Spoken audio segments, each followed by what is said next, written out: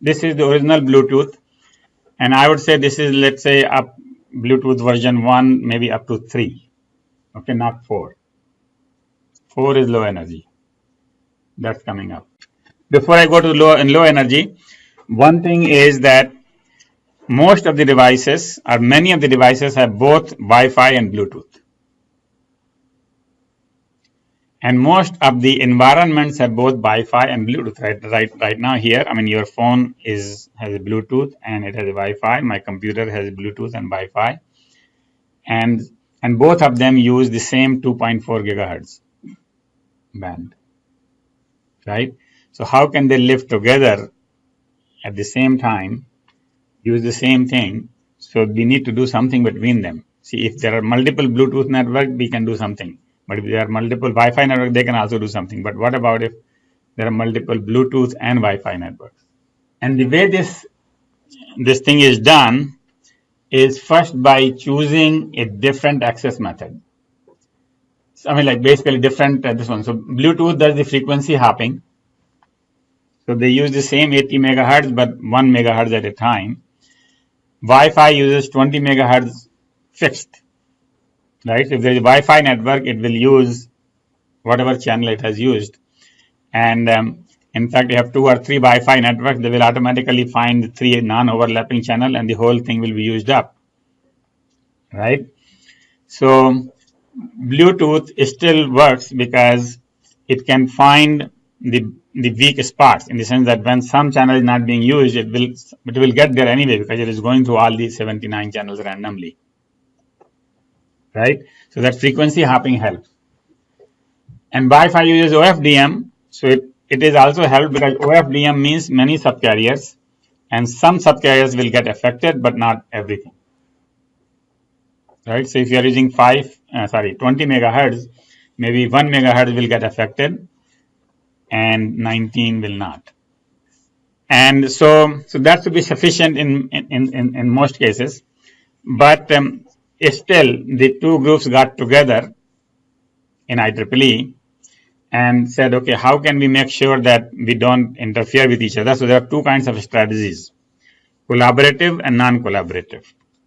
Collaborative means that both know each other, the Bluetooth and the Wi-Fi, they know each other, and the reason they know each other is because they might be on the same device. So my computer has both Bluetooth and iPhone, so at least it should be smart enough not to be using the same frequency at the same time on both of them,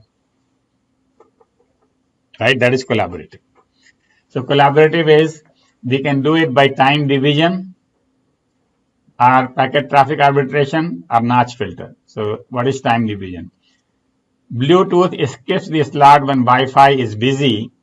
So if you remember here, the slots, if this part of this channel, this is the frequencies are vertically, right? If this frequency is being used by Wi-Fi, then it will skip that slot and go to the next one, so that it doesn't. So at least on the same computer, we will not waste 1 megahertz for nothing.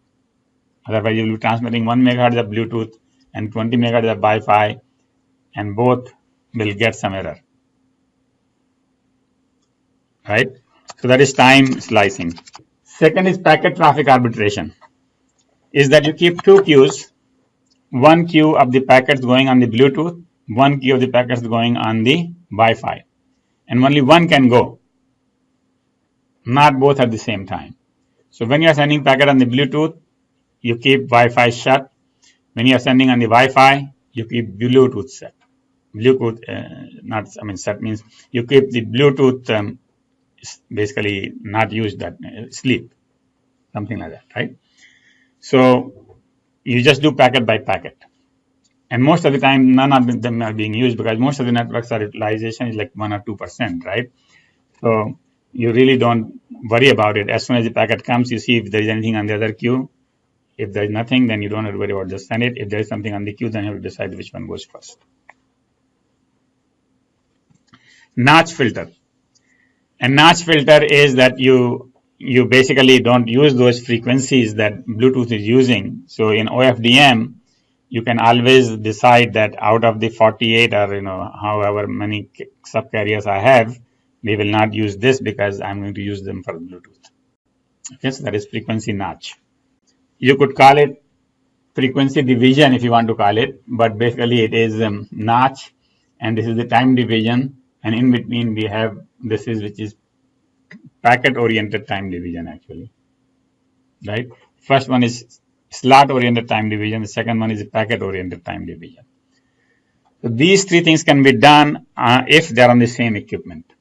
What if they're on different equipment? Then you have to have non-collaborative coexistence. And that means that you just figure out if somebody else is transmitting and avoid that. So you measure the noise level.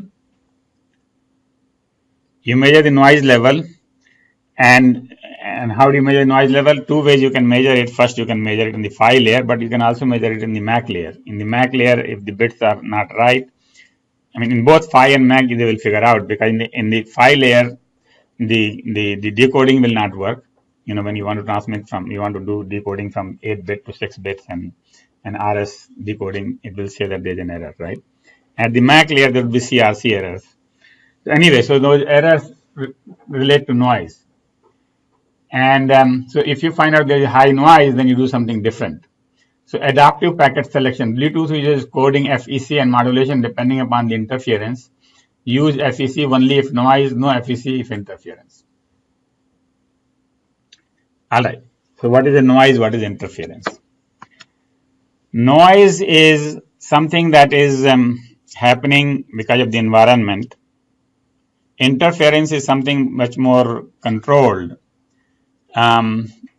So noise is more of a natural thing, and the interference is something which is happening, like Wi-Fi is interfering with Bluetooth. That's an interference.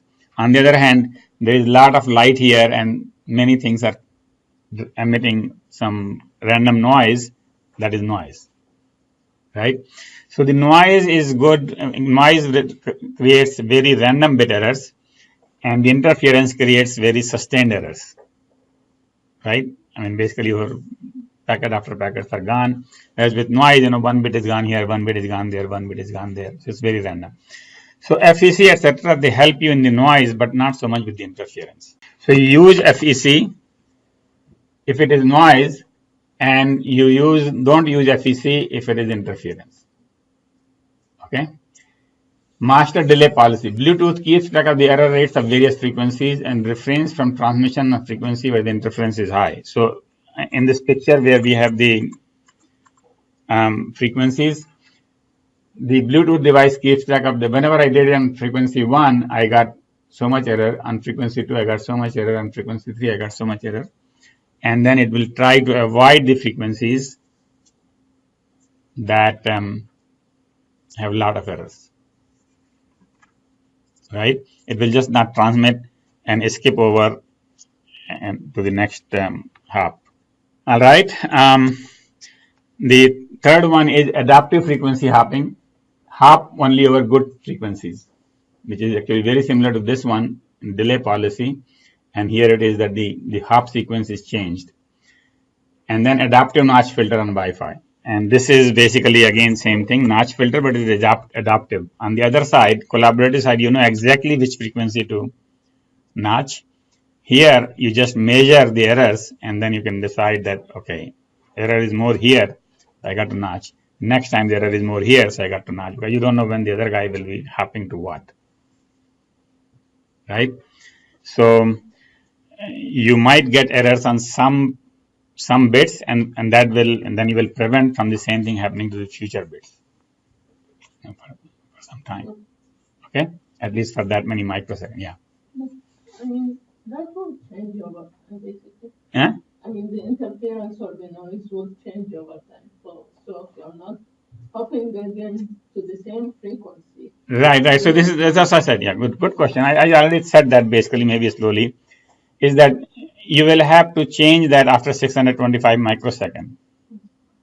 Because, so what this is doing is, this is letting you not lose. Maybe you will get one packet or one set of slots or bits or whatever in error. And then you will say that, okay, I don't want to have the same thing happen for the rest of my 625 microseconds. Right? And 625 microsecond times 54 megabit is 54 times 600 is few thousand bits, right? I mean, 25,000 bits, something like that, right? I mean, so you lose some bits, but for the rest of them, you don't. And then 625 microsecond later, you will have to figure it out again, right? So basically, you do it every, actually, whatever time, if you're Wi-Fi, you will be doing it every so often, right? And then hopefully you will not have to change until the whole thing pattern changes. All right. So non-collaborative coexistence strategy. And now this is, I put these 3 slides because I found them very helpful in totally different context. This is a model which was actually, and we wrote a paper on it. This is a model that we used when we are flying in the air. The planes fly in the air, and then the unmanned aircrafts come in. How do they avoid each other and things like that. So we use this collaborative and non-collaborative ideas there. But this is already there in the Bluetooth and Wi-Fi, and this is all in the specs.